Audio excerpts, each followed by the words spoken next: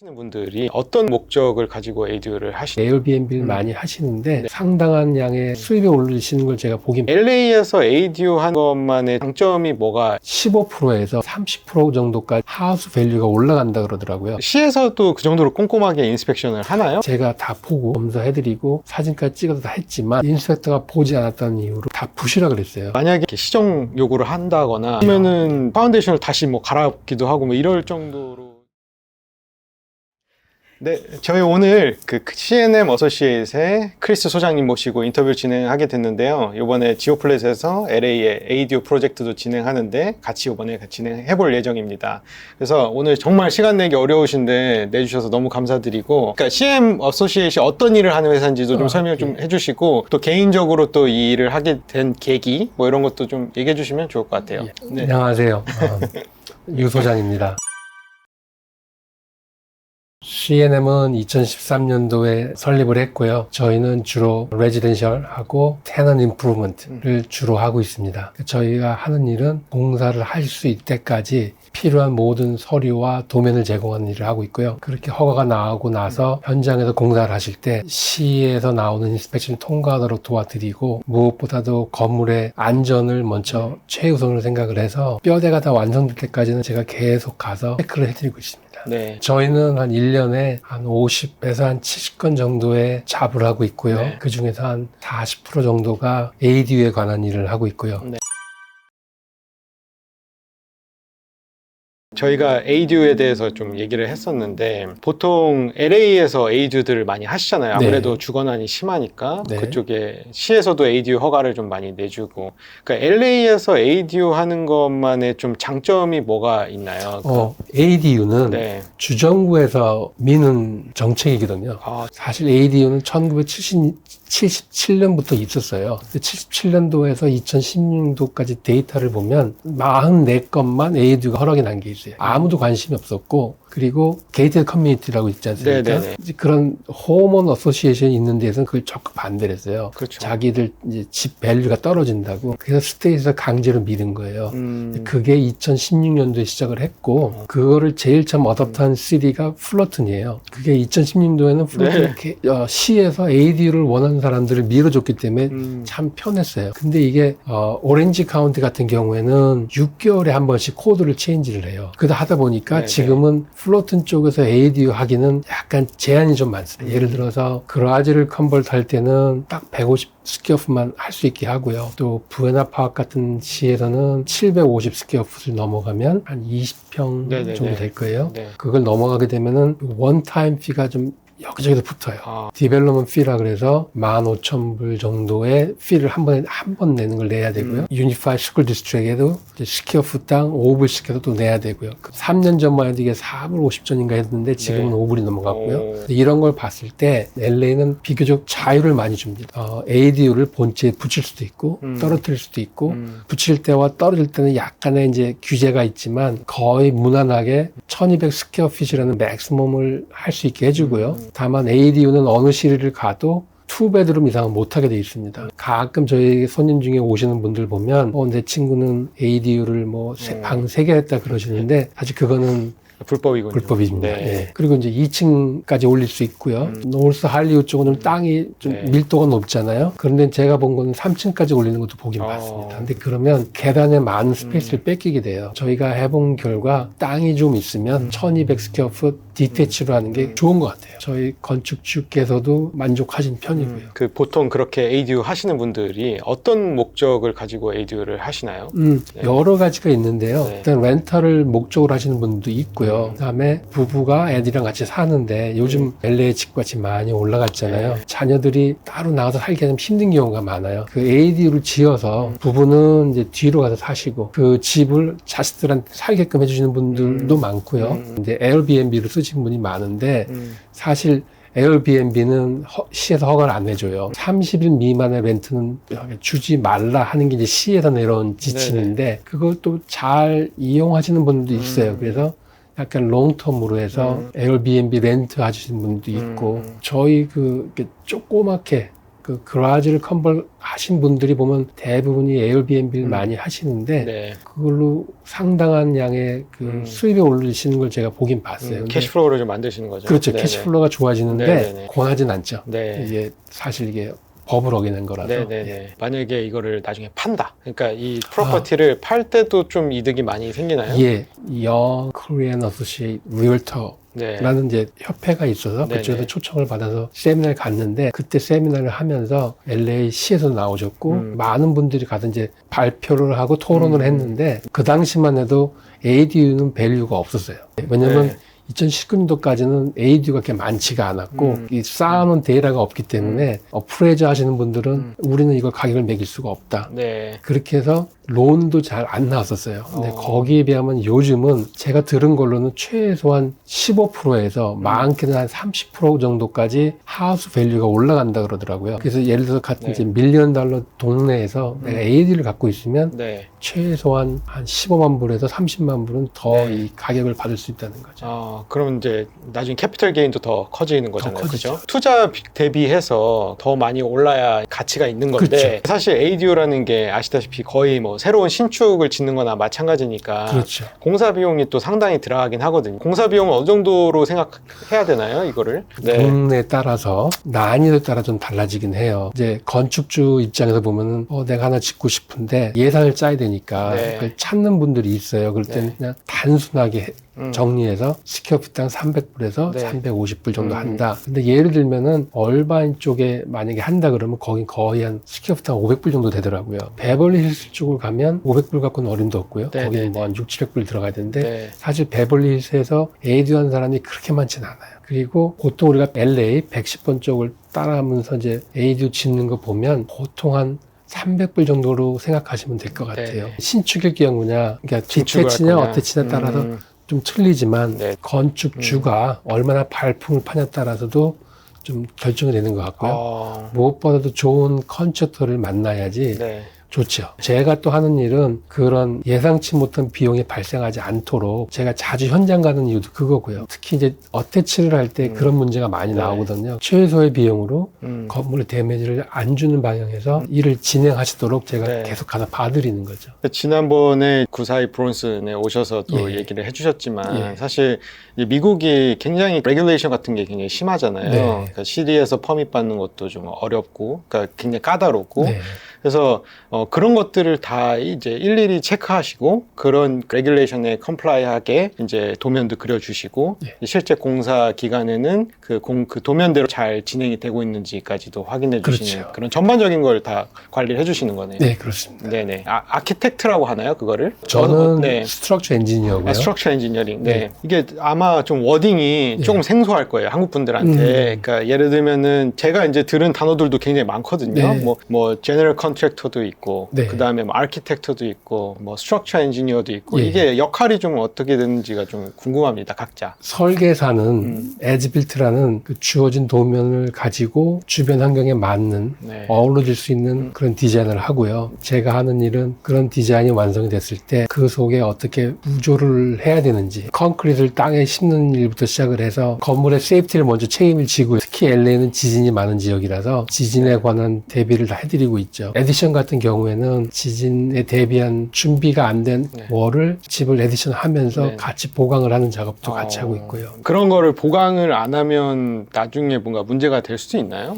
일단은 시에서 허가를 안 해주고요. 1994년에 일어난 그 진도 6.6짜리 지진이 왔을 네. 때 굉장한 경험을 얻었어요.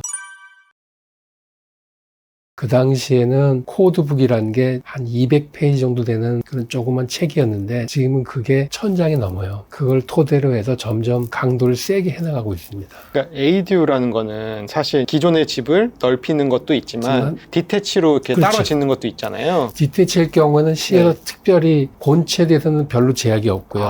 다만 네. 새로 짓는 거에 대해서는 메인하우스의 흐름을 따라가게 하도록 되어 있고요. 음. 그러니까 메인하우스가 평범한 게이블 하우스인데 ADU ADU를 갑자기 뭐 박스 타입으로 올린다거나 그런 거는 플래닝 디비전에서 막아버리고 있고요. 네네. 그러니까 그런 코디네이션 해주는 게 이제 설계사가 하는 일이고요. 네네. 그럼 저는 그걸 바탕으로 해서 2022년 캘리포니아 빌딩 코드를 가지고 거기에 맞는 이제 파운데이션이나 시어월이라고 부르는 그 지진이 왔을 때 대비하는 월, 그다음에 지붕도 같이 제가 하는 구조 설계는 네. 이 집이 안 무너지게 하는 게 아니라 재난이 발생했을 때 1시간의 시간을 벌어주는 겁니다. 안에 있는 사람들이 도망칠 수 있게. 바깥으로 나올 수 있도록 그게 코드예요. 제가 디자인을 해서 코드에 맞게 했다 그래서 이 집이 절대 안 무너지는 집은 아니고요. 불이 네네. 났을 때나 네. 지진이 났을 때나 이게 어느 한계점에 이르면 네. 인명피해를 줄이는 게 최우선으로 하고 있는 거죠. 소장님이 하시는 일은 결과적으로 이제 집을 가서 보시고 이런 보강 작업이 좀 더 필요할 것 같다 또는 뭐 보강을 해야 된다 그렇죠. 하면은 보강 작업도 해주시고 근데 그리고 그 이제 저항이 좀 있습니다. 아무래도 어떤 저항이 보강을 하게 되면 네. 공사비가 좀 많이 들어가니까 저희도 그냥 무조건 계산해서 하시오 이렇게 할 수는 없고요. 현장에 맞춰서 해야 되는데 그걸 설득하는 게 좀 힘든 일이긴 합니다. 근데 이제 그거를 해야만 되는 어떤 맨데토리 사항이 아닌 건가요? 다른 엔지니어 분들도 그렇지만은 저는 시에서 만약에 10을 원한다 그럼 저는 한 12, 3 해가지고 조금 더 오버 디자인을 합니다. 그래서 그렇게 해서 덕을 보는 경우도 좀 있고요. 이게 참 애매하네. 그러니까 투자 목적으로 보면 어쨌든 투자하는 사람 입장에서는 최소한의 비용으로 하고 싶어 할 거고 거기를 실제로 또 활용하시려고 하시는 분은 또 안전하게 쓰고 싶어 할 그렇죠. 거고 약간 그런데 이제 그런 딜레마가 좀 있긴 하겠네요. 예, 저 같은 경우에는 네네. 그런 경우를 많이 봤어요. 집을 한 5년 전에 새로 증축을 하셨거나 뭐 AD를 만드셨는데 자꾸 천정이 내려앉는다 뭐 이런 말씀을 하셔서 가서 보니까 정말 코드에 간신히 맞게끔만 해놨는데 이게 좀 변형이 생긴 경우가 많고요. 특히 물 새는 거를 제대로 안 해놓으면 이게 나무기 때문에 나무가 물에 젖으면 털마일은 100% 들어옵니다. 네. 제가 현장에서 공사하신 분들하고 얘기를 제일 많이 하는 게 기초나 프레임도 그렇지만 마감할 때 물 새는 거 제가 아주 잔소리를 해대가면서 네. 물이 안 새게끔 현장에서 얘기를 해서 조치를 하고 있습니다. 그러니까 초반에 그러니까 돈을 좀 들여서 하는 게 나중에 좀 이렇게 세이빙 할 수 있다는 그렇죠. 거네요. 약간만 롱텀으로 보시면 5년이나 10년 정도 텀으로 네. 보시면 차라리 내가 현장에서 지금 돈을 조금 더 써서 확실하게 해놓는 게 나중에 문제가 생겨서 보강하는 것보다 훨씬 네네. 경제적입니다. 두 번째 질문으로 바로 이어지는데 어쨌든 이제 투자 비용이 어느 정도 정해졌으면 사실 그 다음 중요한 거는 이 공사 기간을 최대한 단축시켜서 빨리 임차인을 받던지 아니면 뭐 빨리 팔던지 이렇게 하는 게 중요하잖아요. 네. 어떻게 보면 시간도 돈이기 때문에 네. 공사 기간을 좀 단축하거나 말씀하신 대로 리스크를 좀 줄이기 위해서 제너럴 컨트랙터, 그러니까 공사하시는 분하고 도면을 그리고 뭔가 스트럭처를 봐주시는 분들의 어떤 콜라보레이션, 그러니까 협업이 굉장히 중요하겠네요. 굉장히 중요합니다. 네. 어떤 식으로 커뮤니케이션을 하세요? 컨트랙터 분을 알고 들어가는 경우가 있고요. 네. 대부분의 경우는 저희가 허가를 다 나온 도면을 보여드리고 오너가 이제 컨트랙터를 찾으세요. 찾아와서 오는 경우. 제가 제일 처음 해드리는 일은 보통 한 3분 이상한테 견적을 받으라 그러잖아요. 네. 근데 그걸 결정을 못 하시는 분들이 있어요. 네. 그럴 경우에는 이제 제가 가서 그걸 봐드리고 이게 동일한 조건으로 입찰을 시키신 건지 아니면 A, B, C 컨트랙터 중에 A한테는 이렇게 얘기하고 B한테는 이렇게 말씀하시고 그렇게 해서 다른 결과 갖고 올 때가 있어요. 그러면 이제 그거 정리해서 다시 동일한 조건으로 입찰을 하시도록 도와드리고요. 공사하시는 분을 정하신 다음에는 공사하기 전에 프리-컨스트럭션 미팅이라 그래서 지금 현장에 가서 저하고 공사하시는 분하고 오너분하고 네. 앉아서 얘기를 해요. 제가 그 얘기를 하면서 내 의도는 기초는 이렇게 하는 거고 프레임은 이렇게 올리는 거고 네네. 지붕은 이렇게 올리니까 네. 이걸 할 때 어떻게 해야 되는지를 네. 말씀을 드려요. 공사하시는 분은 견적을 내면서 100% 플랜을 이해할 수가 수는 없죠. 네. 없거든요. 네. 본인이 궁금했던 점을 물어보셔서 그걸 풀어요. 그리고 가끔 있는 경우지만 저는 웬만하면 20불짜리 커넥터를 쓰느니 100불짜리 쓰는 게 나을 때도 있거든요. 또 그렇죠. 거꾸로 될 때도 있고 이제 인테리어가 힘들어지니까 그래서 컨트랙터 분이 이제 물어보시는 경우가 있어요. 그걸 싸게 바꿔달라는 분도 있는데 대부분 안 들어드리죠. 그냥 플랜대로 하시라 그러고 네네네네. 그다음에 그렇게 말하다 보면 이분이 얼만큼의 경력을 갖고 계신지 집을 짓는 거에 대해서 노하우를 갖고 계신지는 대강 짐작이 가요. 몇 번 이렇게 얘기해보면 바로 이제 티가 나는 티가 나는 네네네네. 거죠. 예. 그러면 이분이 예를 들어서 프레임 쪽에 좀 약하신 분이구나. 그러면은 제가 이제 노트를 해놨다가 기초가 되어지고 프레임 올라갈 때 좀 더 자주 가서 보는 상황이죠. 네네네. 요즘 왜 못을 망치로 안 하고 다 압력을 해서 쏘잖아요. 네네네. 근데 그것도 압력을 조절하는 게 굉장히 중요한데 대부분 보면 그걸 그냥 막 쏴요. 그래서 못이 들어가는 부분이 그 머리 부분이 있잖아요. 네네. 그 머리 부분을 잘 조절해야 되는데 특히 지진 대비한 월을 만들 때 그걸 그냥 쏴버리는 분들이 많아요. 그리고 이거를 이렇게 직각으로 쏴야 되는데 네. 높은 데는 이렇게 쏘니까 네네. 피스톤이 바뀌고 네. 아래는 또 내리니까 또 그렇죠. 잘못 들어가. 그러면 네. 이제 이 못이 그 머리 부분이 전혀 역할을 못 해요. 그런 거를 아는 분들이 그렇게 많지는 않더라고요. 그래서 주의사항을 드리죠. 네. 압력 조절하시고 좀 힘들더라도 네. 압력을 좀 떨어뜨려서 네. 못에 머리가 좀 튀어나오게 하고 마무리는 손으로 해달라고 이제 부탁을 해요. 사실 그게 굉장히 힘들어요. 손이 많이 가겠네요. 많이 가죠. 네. 뭐 어깨 아프시다 네. 그런 분들 많고. 근데 못을 하나 박더라도 제대로 해서 이걸 역할을 해줘야 되는데 네. 그런 개념을 갖고 계신 분을 찾기가 힘들어요. 나무는 온도에 뭐 그렇게 민감하진 않지만 어쨌든 여름엔 팽창을 하고 겨울에는 수축을 하잖아요. 그러면 요거를 간격을 잘 둬야 되는데 그 간격을 눈대중으로 하시는 분들이 많아요. 저도 이거를 LA 인스펙터 하시는 분한테 얻은 건데 네. 그 사이에 그 못을 끼워둬서 간격을 맞추고 요런 세세한 것들이 네. 결국 나중에 집을 가졌을 때 크랙이 생기고 뭐 벽이 튀어나오고 이런 걸 다 막을 수 있는 거거든요. 아. 그래서 이 얘기를 해보고 네. 저랑 최소한 3잡 이상 해보신 분들은 네. 제가 그 잔소리처럼 하기 때문에 괜찮으세요. 그래서 이왕이 졌는데 네, 이 집이 오래 가고 사시는 분들이 아 좋다 이런 말씀을 해주시면 네. 좋잖아요. 저도 저 나름대로 이제 네. 공사가 잘 끝나실 수 있도록 네. 인테리어는 잠깐 접어두고 네. 저는 그래서 이제 프레임하고 네.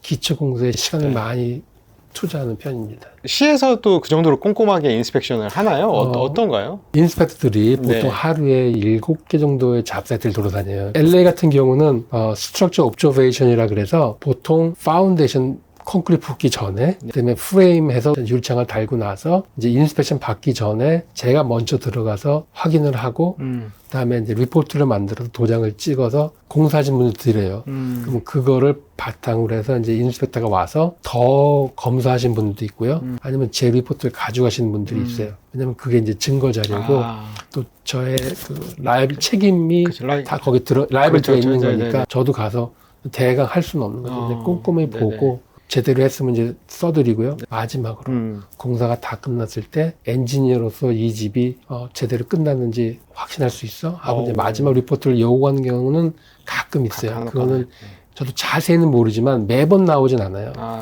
인스펙터가 보기에 자기가 다 검사를 했지만 아니면 이제 인스펙터가 바뀐 경우가 좀 있어요. 뭐 중간에 원래 하시던 분이 네. 휴가 가거나 하면은 그럴 경우는 이제 엔지니어 당신이 와서 마지막 확인을 한 도장을 찍어라 이렇게 네네. 하면 제가 다 가서 보죠. 한 번 리포트를 만들기 위해서는 최소한 서너 번 미리 가서 보고 이제 시에서는 기록을 다 갖고 있어요. 그래서 네. 만약에 땅이 안 좋은 데라면 지오 테크니컬 엔지니어를 불러서 또 소일 리포트를 만들려고 하기도 하고요. 네네. 그런 경우도 저희도 주소를 보면은 대강은 알아요. 그렇게 되면 뭐 또 파운드 좀 더 키우거나 네. 그렇게 하고 있죠. 그 만약에 이제 중간에 인스펙터가 뭔가 이렇게 시정 요구를 한다거나 있죠. 이러면은 파운데이션을 다시 뭐 갈아엎기도 하고 뭐 이럴 정도로 좀 그런 많지는 경우도 않지만 한 있나요? 2번 정도 있었습니다. 아. 그 증축하는 잡이었는데 그게 2층짜리 건물이었거든요. 네네. 제가 다 보고 네. 제가 다 검사해드리고 사진까지 찍어서 다 했지만 인스펙터가 보지 않았다는 이유로 다 부시라 그랬어요. 근데 자기가 비주얼 인스펙션 해야 된다. 네, 근데 내가 못했고 이제는 사진을 찍어도 안 믿어주더라고요. 거짓말하는 사람들이 많아서 그렇다는데 뭐 네네. 그것도 일리는 말이죠. 네네네. 그래서 한 달 정도를 시하고 이제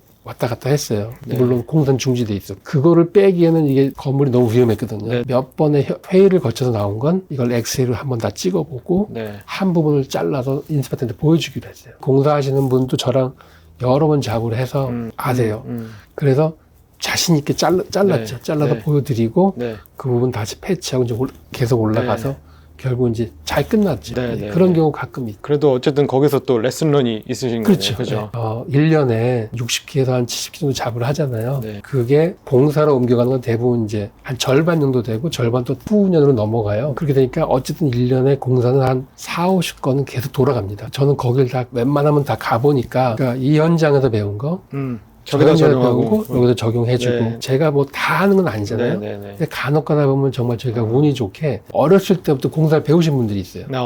그런 분들은 그런 이 조그만 노하우가 있어요. 제가 그렇죠. 아까 말씀드린 못 박는 방법, 나무사에 간격을 두는 방법, 그걸 다 그분들한테 배웠어요. 네. 그걸 적용을 하는데 한 10번한테 말씀드리면 2분 들으세요. 그래서 제가 갔을 때 좋아하시는 분들도 많은데 네네. 아, 저 잔소리를 또 왔구나 이런 네네. 분들이 있으신데 계속 말씀드리면 언젠가는 지켜주시더라고요. 제일 뭐 정말 좋았던 네. 게 오렌지 카운트 공사하시는 네. 분인데 정말 저하고 이제 일은 계속 하시는데 그게 너무 싫으신 거예요. 제가 조그만 부분을 자꾸 지적을 하니까. 근데 요번에 갔는데 네. 그분이 그걸 하고 계시더라고요. 그냥 너무 감사하더라고요. 네. 그래서 네네네네네. 커피 사가지고 어. 가서 드리고 얘기를 나누다 왔는데 네네네. 그분이 그냥 하시는 말씀은 네. 한 3, 4년 해보니까 네. 인제 유소장 말을 그게 알아듣겠다. 맞더라. 이제 그렇게 말씀해 주시더라고요. 그래서 참 좋았어요. 예. 네네네네. 엄청 보람 느끼셨겠네요. 예, 예, 네.